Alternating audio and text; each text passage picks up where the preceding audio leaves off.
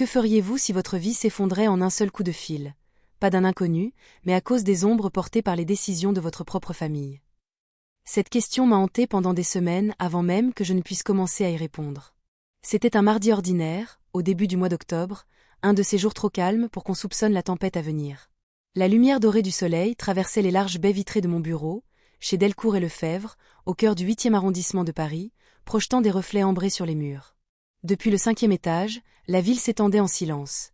Les feuilles mortes tourbillonnaient dans le vent, un accordéoniste jouait « La vie en rose » près de la place Saint-Augustin, et l'odeur des marrons grillés se faufilait dans le hall à chaque ouverture de porte. Je venais tout juste de clôturer un rendez-vous client, refermant mon ordinateur portable d'un geste satisfait, quand mon téléphone vibra sur la table. Numéro inconnu. J'ai failli le laisser sonner. Cette semaine, les appels de démarchage avaient été particulièrement envahissants, et dans ma tête, j'étais déjà attablée avec un verre de vin blanc bien mérité dans mon bistrot préféré du Marais.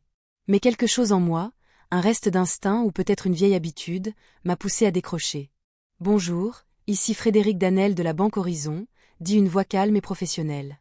Je souhaiterais confirmer avec vous certaines informations concernant une demande de prêt immobilier pour un bien situé au 42 rue de Montclair, à Vincennes. Ma main s'est figée. Je suis désolée. Vous devez faire erreur. Ai-je répondu poliment, les yeux se posant instinctivement sur mon écran, comme si un onglet ouvert pouvait m'éclairer sur cette confusion. Je n'ai fait aucune demande de prêt. Il y eut un silence. Pas un silence technique. Un silence, lourd. Je comprends que cela puisse vous surprendre, répondit Frédéric, chaque mot pesé comme une mèche prête à s'enflammer. Mais selon nos dossiers, vous, Élise Martin, figurez comme caution solidaire. La demande principale a été faite au nom de Manon Martin, votre sœur cadette. Les documents ont été déposés en personne, par vos parents. Un moment, j'ai oublié comment respirer. Le prénom Manon a résonné dans ma tête comme une alarme. Ma sœur. Puis, mes parents? Ma gorge s'est asséchée. Ce n'est pas possible. Je n'ai jamais signé quoi que ce soit pour elle. Jamais. Je comprends votre inquiétude, répondit Frédéric. Mais le prêt a été validé il y a près de 9 mois. Tous les documents portent votre nom et votre signature. Nous les avons en dossier. Une image m'a traversé l'esprit, Noël dernier. Dans la cuisine, le rire de ma mère, l'odeur du foie gras et des clous de girofle, et un petit tas de papier qu'elle m'avait glissé devant moi entre deux conversations. Ce sont juste des renouvellements pour la mutuelle familiale, avait-elle dit. Signe ici et là. Je n'avais même pas regardé. Évidemment. C'était ma mère. Mon estomac s'est retourné. J'ai besoin d'une copie de tous ces documents. Aujourd'hui même. Je vous les envoie dans l'instant, répondit-il. Puis, après une courte pause. Une dernière chose, mademoiselle Martin. Les remboursements sont en retard de 67 jours. Le solde impayé s'élève actuellement à 21 800 €. Ce chiffre a explosé dans ma tête comme un coup de feu. Je me suis entendu le remercier et raccrocher, mais j'étais ailleurs. Les yeux rivés sur l'écran noir de mon ordinateur, où se reflétait encore mon image. Tailleur impeccable, cheveux tirés, monde professionnel bien en place, mais le sol sous mes pieds venait de se fissurer. 3 minutes plus tard, les documents arrivaient dans ma boîte mail. Et il m'a fallu moins que ça pour confirmer ce que je redoutais, la signature figurant sur les papiers ressemblait à la mienne. Mais ce n'était pas la mienne. Pas complètement. C'était une imitation. Une imitation avec cette petite boucle au niveau du « M » que ma mère ajoutait toujours à son écriture. Et à cet instant précis, les murs de ma vie ont commencé à vaciller. Pas à cause d'un inconnu, mais à cause de ma propre famille. Il y a des moments où quelque chose se brise en vous, pas d'un seul coup, mais lentement, comme une glace fendue sous vos pas. Ce soir-là, j'ai senti chaque fissure. À peine avais-je raccroché avec Frédéric de la Banque que mes doigts composaient déjà le numéro de Julien Carrel. Il ne me connaissait pas seulement, il connaissait ma manière de penser, de réagir face à la peur. Et surtout, Julien était avocat en droit civil, spécialisé dans les litiges familiaux. Après 15 ans d'amitié, il savait reconnaître le ton de ma voix quand quelque chose ne tournait vraiment pas rond. Ils ont falsifié ma signature, ai-je dit dès qu'il a décroché. Julien, c'est mes parents, Manon. Ils ont mis mon nom sur un prêt immobilier. Ils ont utilisé mon identité. Je n'ai rien signé, mais la banque a tous les documents. Avec mon nom. Ma signature. Il n'a même pas demandé si j'étais sûre. J'arrive dans 15 minutes, a-t-il répondu.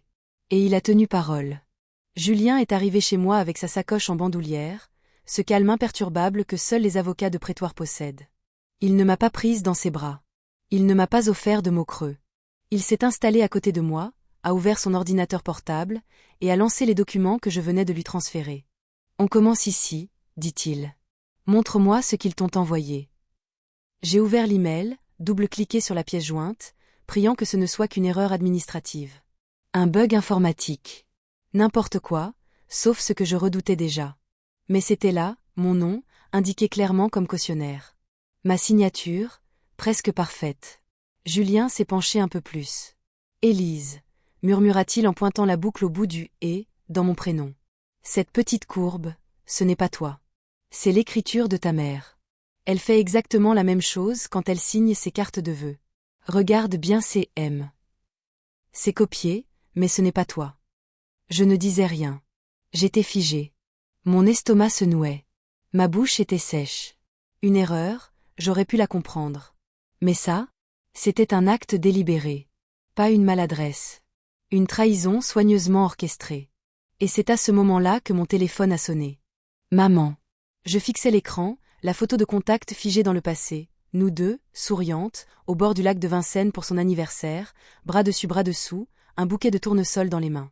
Cette image, autrefois douce, me donnait à présent la nausée. Julien me fit un signe de tête. Réponds, dit-il doucement. Reste calme. Écoutons ce qu'elle a à dire. J'ai pris une grande inspiration et glissé le doigt sur l'écran. Ma chérie, lança maman d'une voix guillerette, comme si elle n'avait pas fait exploser ma vie quelques heures plus tôt. Tu es libre ce soir? Ton père prépare ton plat préféré, risotto aux champignons. On pensait que tu aimerais venir dîner. C'était presque irréel, la manière dont elle parlait. Comme si tout était normal. Comme si je n'avais pas découvert un prêt immobilier à mon nom pour un logement que je ne connaissais même pas.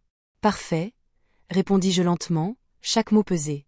Parce que j'ai justement quelque chose à vous dire. J'ai reçu un appel très intéressant de la Banque Horizon aujourd'hui.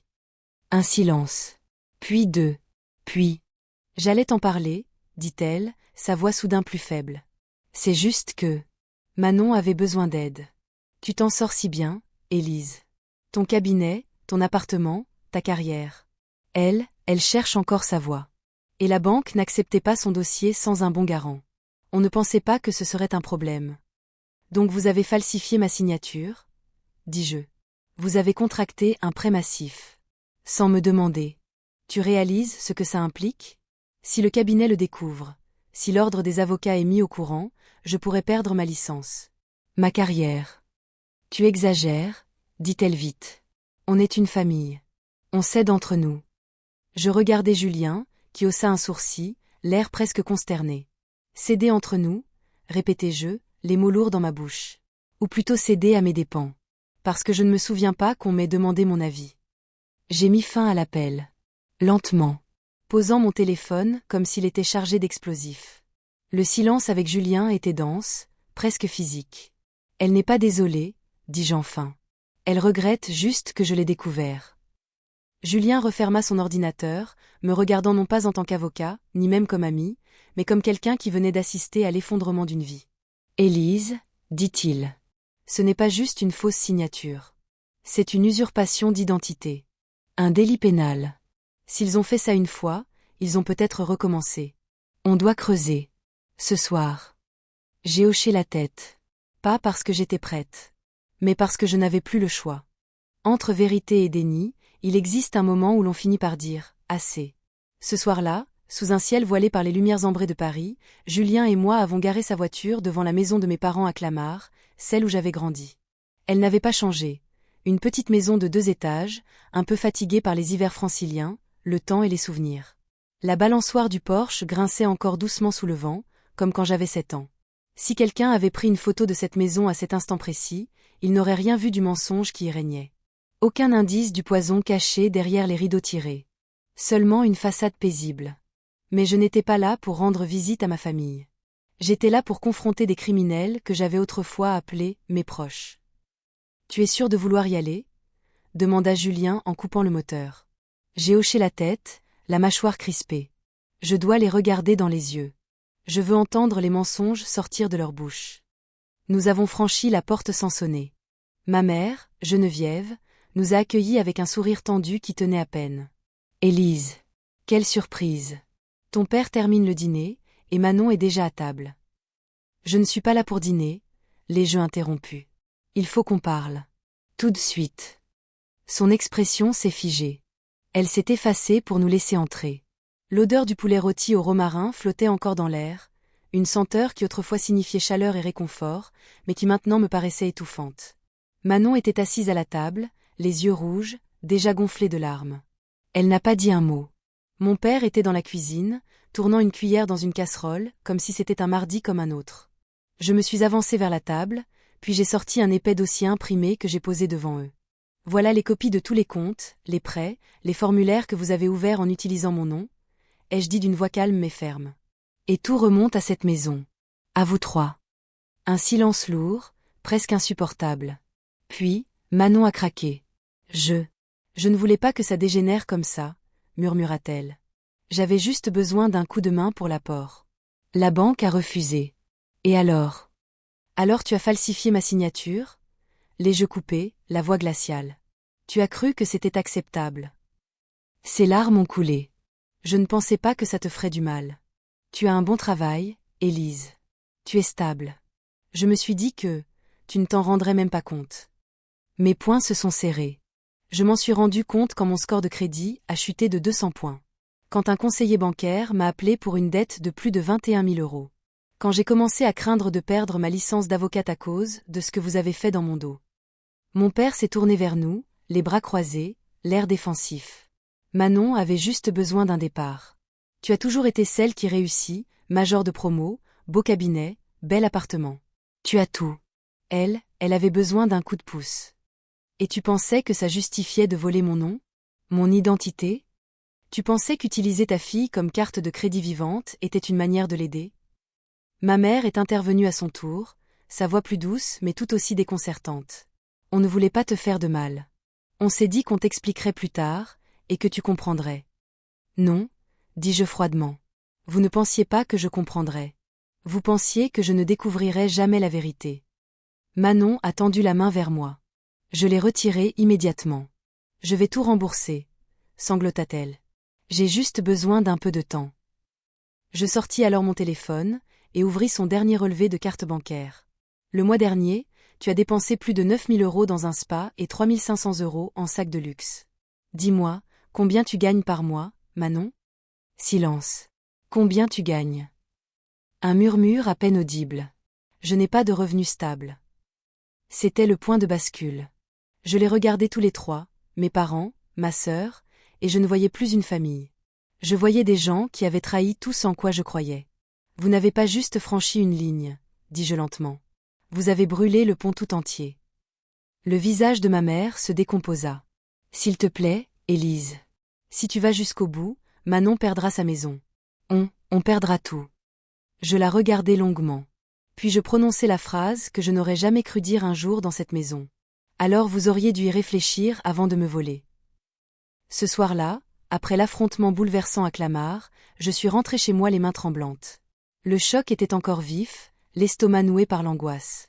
Mais au fond de moi, une intuition plus sombre prenait forme. Tout cela n'était que la partie émergée de l'iceberg. Je n'avais plus besoin de réponse. J'exigeais la vérité. Dans le silence de mon appartement, à la lumière tamisée d'une lampe de bureau, Julien avait déjà déployé son ordinateur. L'écran illuminait nos visages tendus, concentrés. Il tapait sans relâche, les yeux rivés sur les relevés bancaires, les logs numériques, les chaînes de mai, une traque numérique dans les moindres recoins de mon passé administratif. « Regarde ça », dit-il d'une voix basse. 3 cartes de crédit ouvertes en ton nom au cours des 8 derniers mois. Il me montra les dates, les montants. Tout s'additionnait. Des dizaines de milliers d'euros, contractés sans mon consentement. Je passai une main dans mes cheveux, abasourdi. Ce n'est pas tout, hein? Il secoua la tête, puis ouvrit un autre fichier. Là. Un prêt personnel de 50 000 € auprès d'une société de financement à Agen. Encore à ton nom. Encore sans ta signature réelle. Mon cœur battait plus vite. Ce n'était plus une simple trahison familiale. C'était une fraude à grande échelle, pensée, planifiée, exécutée froidement. Puis il ouvrit un dossier nommé « Fonds Élan Riviera ». Je fronçai les sourcils. C'est quoi, ça? Jamais entendu parler. C'est le fonds d'investissement dont le conseiller de la banque Horizon t'a parlé. Ils l'ont créé en ton nom, Élise. Regarde, ton CV, ta photo de profil LinkedIn, même ton ancienne carte de visite y figure. Ils ont utilisé ton image professionnelle pour convaincre des investisseurs. Mon sang se glaça. Mais, ça veut dire que des gens ont confié leur argent à un faux fonds? Et ils pensaient que c'était moi qui le gérais? Julien acquiesça en silence. Puis il ouvrit le document de synthèse. Voici le total. Plus de 5,2 millions d'euros en investissements frauduleux. Et la majorité de ces fonds a disparu. Je crus que le sol se dérobait sous mes pieds. Mais il y avait pire. Regarde ça, dit Julien en affichant les logs d'accès au dossier Elan Riviera. Chaque fois qu'un document a été modifié ou envoyé, l'adresse IP correspond à une connexion depuis le domicile familial à Clamart. Et à 2 reprises, depuis ton ancien ordinateur professionnel. Celui que Manon avait apporté chez toi l'année dernière pour demander ton aide sur son CV. Le puzzle se refermait. Ce n'était pas un écart de jugement. Ce n'était pas une décision prise dans la panique. C'était une opération frauduleuse coordonnée. Par ceux que j'aimais. Je repensais à la courbe de la lettre M, dans la signature. Au risotto. Au papier glissé à table. À chaque geste banal, devenu pièce à conviction. Le silence dans l'appartement était pesant. Julien ferma doucement l'ordinateur et croisa mon regard. Élise, ce n'est pas juste de l'usurpation. Ils ont monté un système entier basé sur ton identité. Ils ont manipulé ton nom, ton image, ta réputation pour voler. Je posai ma main sur mes yeux, épuisée, les tempes battantes. Comment ont-ils pu aller aussi loin? Comment ont-ils pu me regarder en face, et continuer? Nous avons passé la nuit à rassembler les preuves. Courrier bancaire, log, capture d'écran, signature falsifiée, maille douteux, chaque détail était consigné, daté, annoté. Un dossier complet de la fraude, construit à la manière d'un acte d'accusation. Quand nous eûmes terminé, une chose était claire. Nous allions faire éclater la vérité. Pas seulement pour moi, mais pour tous ceux qu'ils avaient entraînés dans leur chute. Dans le silence de mon salon, alors que le jour se levait sur les toits parisiens, je regardais Julien, dont le regard mêlait fatigue et détermination. Il faut empêcher qu'il fasse encore du mal à quelqu'un, murmurai-je. Et c'est là que je l'ai su, mon combat ne faisait que commencer. Le lendemain matin, nous sommes entrés dans les locaux de la Banque Alliée, avenue de l'Opéra, avec un dossier si volumineux qu'il ressemblait à une plaidoirie de procès pénal. À nos côtés se trouvait Solène Marchand, une experte en criminalistique financière que Julien connaissait depuis un ancien dossier de détournement d'héritage. Elle avait cette concentration froide de ceux qui désamorcent des bombes avec le sourire. Nous avons été reçus par Frédéric Danel, le directeur d'agence. Son visage changea immédiatement lorsque Julien mentionna les mots. Fonds Elan Riviera. Vos parents nous ont contactés hier soir, dit-il. Ils affirment que vous tentez de salir leur réputation, et qu'ils envisagent de vous poursuivre pour diffamation. Je restai impassible. Je fis simplement glisser le dossier de preuve sur son bureau. Je vous conseille de le lire attentivement. Page après page, Frédéric parcourut les relevés de compte, les logs IP, les signatures falsifiées, les faux-mets. Ses doigts tremblaient légèrement à mesure que les preuves s'accumulaient. Tous ces accès viennent du même lieu, expliqua Solène. Le domicile familial, à Clamart. Et l'ordinateur utilisé correspond à celui que Manon a apporté chez Élise l'automne dernier, ajouta Julien. Frédéric releva lentement les yeux. Je vais devoir geler tous les comptes immédiatement. Et avertir notre service juridique. Cela dépasse largement notre procédure interne. Nous avions déjà envoyé une copie complète du dossier à la brigade financière ainsi qu'au parquet de Paris. Moins d'1 heure plus tard, 2 officiers en civil sont entrés dans l'agence et ont attendu discrètement dans un bureau voisin pendant que Frédéric appelait mes parents et ma sœur. Ils ont accepté de venir, dit-il d'une voix basse. Ils pensent encore maîtriser la situation. Ils se trompaient. Quand ils sont arrivés, je me suis tenue de l'autre côté de la pièce, un exemplaire du dossier en main. Ma mère, toujours aussi théâtrale, salua Frédéric comme si elle venait pour un déjeuner mondain. Frédéric, nous avons pensé qu'il serait plus simple d'éclaircir cette situation calmement. Je ne dis rien. Je posai simplement le dossier devant eux. Mon père rougit jusqu'aux oreilles. Les mains de ma mère tremblaient.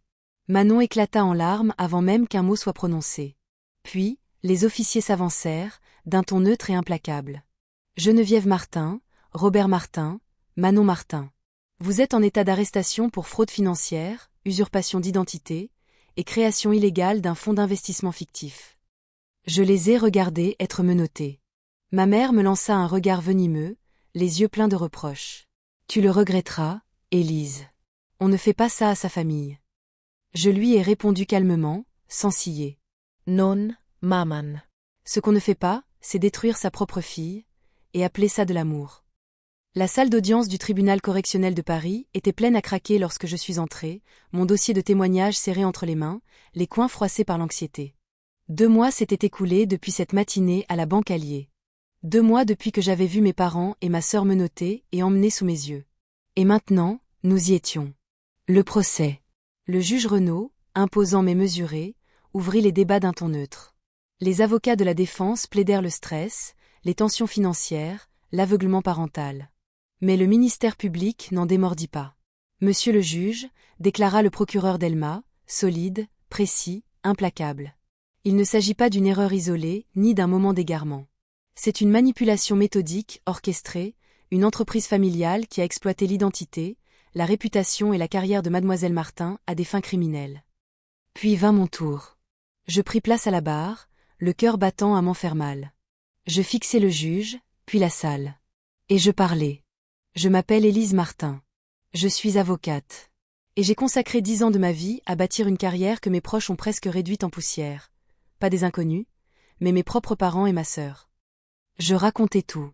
Comment ma signature avait été falsifiée. Comment mon nom avait été utilisé pour contracter des prêts, ouvrir des comptes, monter un faux fonds d'investissement. Comment j'avais reçu les appels de la banque. Vu ma note de crédit s'effondrer. Eut peur de perdre mon inscription au barreau. Mais ce que la salle retint le plus, ce ne furent pas les chiffres. Ce fut le prix humain. Ma famille ne m'a pas seulement volé de l'argent, dis-je. Ils m'ont volé la confiance. La paix. Et ils ont utilisé ce que je croyais sacré, le lien familial, pour masquer leurs actes. Le silence fut total. Le procureur présenta les preuves, les relevés, les logs, les mets truqués, les documents d'identité falsifiés. Une ancienne professeure, Madame Landrin, vint témoigner à son tour. Elle avait investi toute sa retraite dans le fonds fictif, croyant que sa brillante Élise était derrière le projet. Puis vint le moment de la sentence. Le juge Renaud feuilleta longuement le dossier, puis releva la tête, son regard dur et solennel. « Robert Martin, déclara-t-il, vous êtes condamné à 20 ans de prison ferme. Sans possibilité de libération avant 12 ans. » Il se tourna vers ma mère. Geneviève Martin, 17 ans de réclusion. Puis vers Manon, ma sœur. Manon Martin, 12 ans de prison. Interdiction définitive d'exercer toute fonction liée à la finance ou à la représentation légale. Des murmures parcoururent la salle. Manon éclata en sanglots. Ma mère s'effondra sur son banc. Mon père garda les yeux fixes, vides. Tous leurs biens, maisons, comptes bancaires, bijoux, véhicules, furent saisis en tant que restitution partielle aux victimes. Les comptes offshore à Luxembourg, Chypre et Belize seraient poursuivis par la coopération internationale. La justice ne s'était pas seulement prononcée. Elle avait nommé le crime pour ce qu'il était. Une exploitation familiale préméditée. Quand ils furent emmenés, menottés, Manon se retourna une dernière fois, le visage ravagé de larmes. « Je suis désolée, » murmura-t-elle. « Je n'ai jamais voulu que ça aille aussi loin. » Mais au fond de moi, je le savais. Elle l'avait voulu. Ils l'avaient tous voulu. Et ils ont continué. Même lorsque le précipice était juste devant eux. Une semaine après le procès, je me tenais près de la fenêtre de mon bureau, une tasse de thé chaud entre les mains.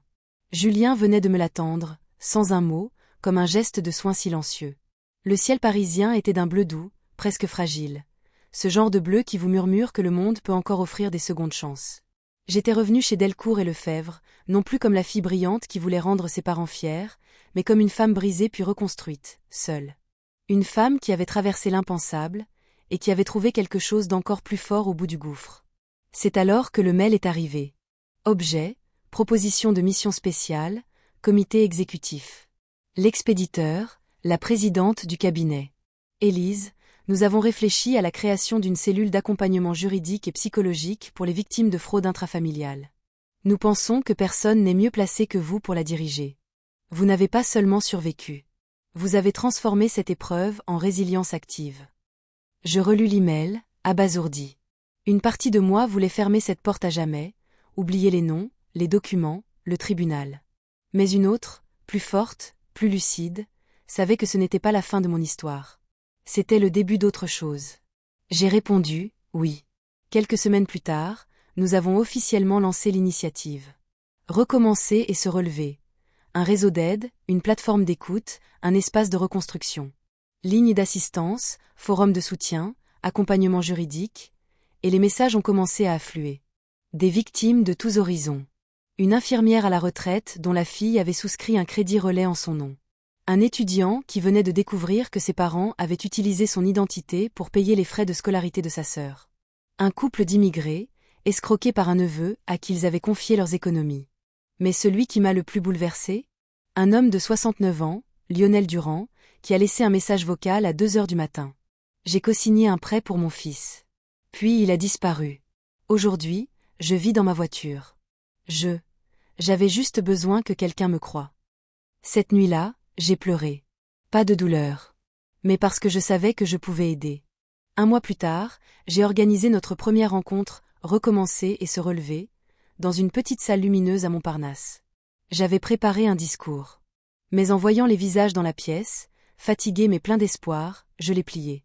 Je ne suis pas ici pour vous dire comment guérir, ai-je dit. Je suis ici parce que moi aussi, j'ai un jour cru que l'amour suffisait pour nous protéger. Jusqu'à ce qu'il ne le fasse plus. Le silence était total. Puis une femme nommée Amina, la quarantaine, au regard encore meurtri mais digne, s'est levée. Mon frère a acheté une maison avec mes papiers. Et ma famille m'a dit de me taire, pour ne pas lui nuire. Je l'ai fait. Et j'ai tout perdu. Merci de m'avoir rappelé que choisir de se protéger, ce n'est pas être égoïste. C'est être courageuse.